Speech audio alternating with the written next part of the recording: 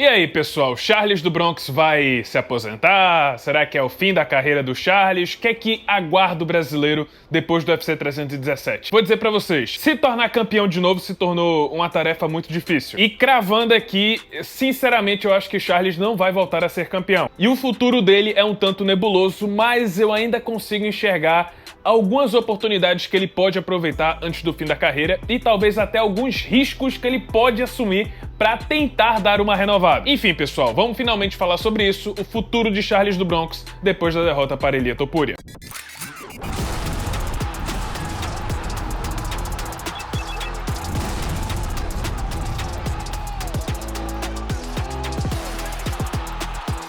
Antes de tudo, pessoal, quero anunciar para vocês que o desconto da Inner aumentou. Se antes era R$60 de desconto no plano anual, agora é o dobro. R$120 de desconto no plano anual da Inner com o link aqui do canal. Para quem não sabe, pessoal, a Inner é meio que a Netflix das inteligências artificiais. Sabe aquela assinatura que reúne todos os filmes, todas as séries num lugar só? Pronto. A Inner é isso. Ela reúne as principais inteligências artificiais disponíveis no mercado numa assinatura só. Então, ao invés de pagar mais de R$100 na assinatura do ChatGPT, mais de 100 no Gemini, mais, sei lá, 100 no Claude, quase 200 no Grok, você faz uma assinatura só e tem direito a todas essas que eu citei. E aí, com o link aqui do canal, você tem desconto de R$120 no plano anual, que tem dois tipos de assinatura. Tem a assinatura Lite e tem a assinatura Pro. O diferencial é que somente no plano Pro você tem acesso a IAs de imagem generativa, como o VO3 do Google, você pode fazer filmes de IA,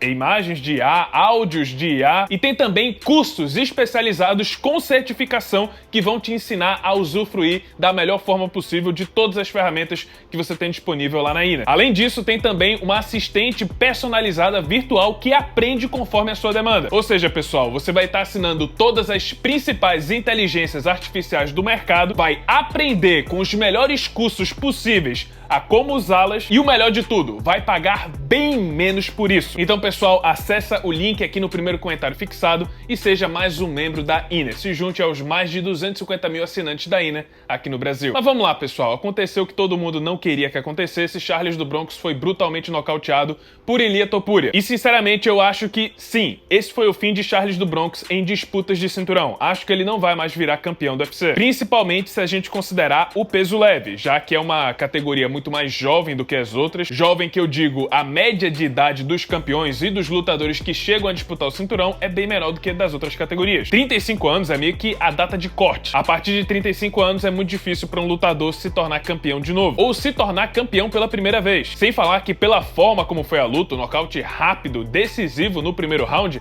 acho muito difícil o Charles reencontrar o Topuria. E vou dizer para vocês, tem outras coisas que eu acho que essa luta pode gerar no Charles. Eu sinto que talvez essa derrota pro Topuria possa mudar completamente o estilo de luta do Charles do Bronx. Vou até citar um caso bem parecido que foi o caso do Tony Ferguson. Tony tinha um estilo de luta bem parecido com o do Charles, ia pra frente, botava a cara a tapa, mas essa confiança, essa agressividade começou a mudar depois que ele foi nocauteado pela primeira vez pelo Justin Gaethje. A partir daí, o estilo de luta dele mudou completamente, ele ficou receoso, ele já não tinha mais aquele ímpeto, aquela pressão, aquela confiança de partir pra cima. E sim, eu sinto que a mesma coisa pode acontecer com o Charles do Bronx. Não que ele vá perder 8 lutas em sequência, mas que ele vá ficar mais receoso do que o normal. Porque aquele jogo de levar knockdown e se levantar, levar soco na cara, ficar sangrando e continuar andando pra frente, funcionava e ele tinha confiança enquanto não era nocauteado. Na cabeça do Charles, ele podia aguentar o que fosse, ele até podia cair, mas não ia apagar. Agora que ele percebeu que sim, podem apagá-lo, podem nocauteá-lo, além do fato do nocaute em si ser um baita prejuízo para a resistência de golpes do Charles no geral, eu acho que isso pode acabar acarretando em sérias mudanças no jogo dele. Beleza que o Charles já foi nocauteado no passado, pelo Donald Cerrone, pelo Cub Swanson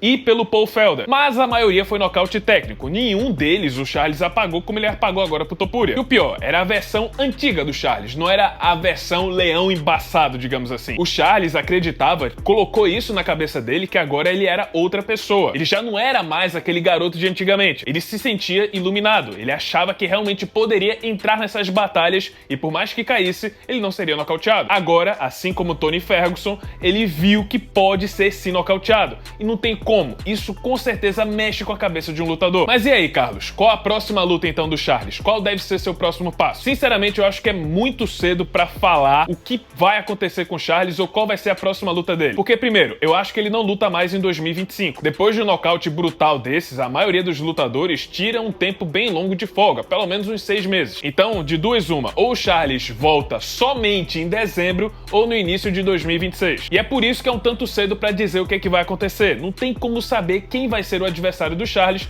porque até lá tudo pode mudar na categoria. No momento, quais seriam as lutas interessantes pra ele? Bom, poderia ser uma revanche com Justin Gaethje, já que, pelo visto, o Dricus du Plessis até falou que o Perry ia enfrentar o Gaethje, mas depois o próprio inglês falou que não vai acontecer essa luta. Pode ser uma boa revanche com o Gaethje, isso se o Gaethje quiser, né, já que ele falou que se não disputar o cinturão, ele se aposenta. Tem o Matheus Gamrot, tem o Dan Hooker, tem o Armand Tsarukyan. Mas, como eu falei, a gente ainda não sabe o que vai acontecer. Eu, particularmente, acredito que Tsarukyan e Dan Hooker vão acabar se enfrentando. E se Perry não for pelo cinturão logo, eu acho que ele vai acabar sim lutando com Justin Gaethje. No momento, na atual conjuntura, talvez a melhor opção pro Charles agora e a maior luta possível disponível pra ele é o Max Holloway. Isso também depende se o Max Holloway vencer o Dustin Poirier e o cinturão BMF continuar com ele. Se for o caso, dá até pro Charles capitanear um pay-per-view. Faz a revanche que todo mundo quer ver, Holloway e Charles, valendo o cinturão BMF. No peso leve, eu acho que é a maior luta que o Charles pode fazer no momento. Mas, como eu falei, depende muito do que vai acontecer daqui pra frente. Como a gente não sabe quando o Charles vai voltar, e eu imagino que ele só volte em 2026, tem muita coisa pra acontecer e muita coisa pra mudar. Mas, se eu fosse escolher agora,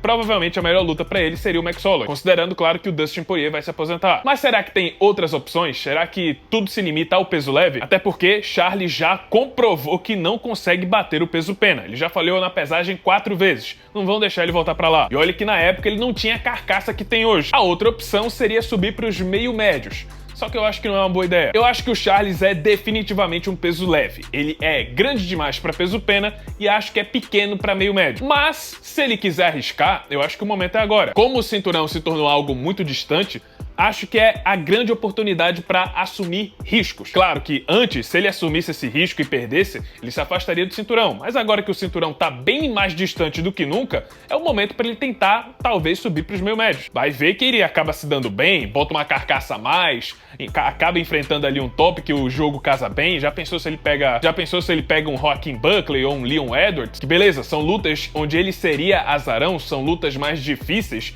que eu vejo, inclusive, esses dois vencendo o Charles. Mas, por exemplo, se ele cair por cima do Leon Edwards, eu acho que o Charles consegue finalizar. A questão é conseguir botar o Leon pra baixo, conseguir ter força, conseguir ter habilidade.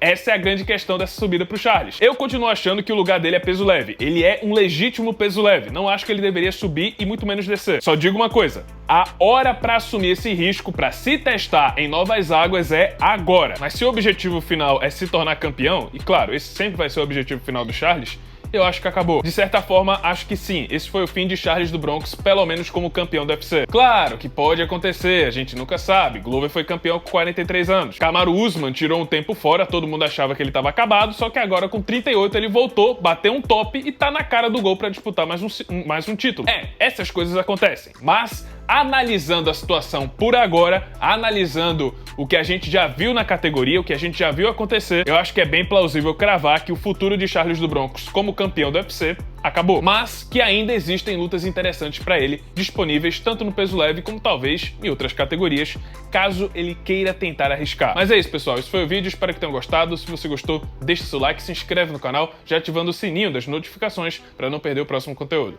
Isso. Muito obrigado por terem assistido e até a próxima.